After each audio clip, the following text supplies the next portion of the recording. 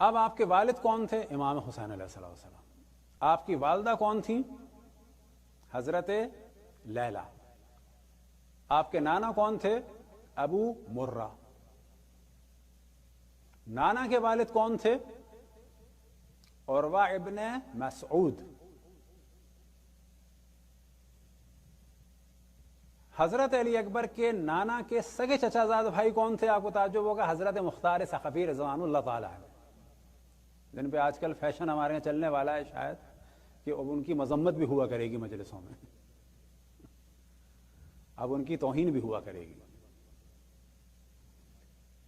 تو حضرت علی اکبر کے نانا کے چچا زاد بھائی تھے سگے کون؟ حضرت مختار ثقفی.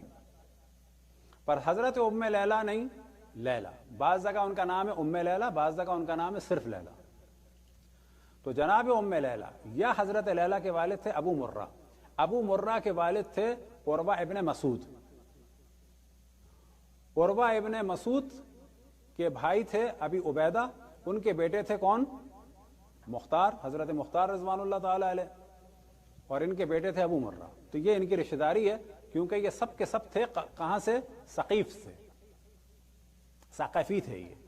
حضرت علی اکبر علیہ السلام بھی اپنی والدہ کے ننہال کی جانب سے کون تھے؟ ثقفی تھے.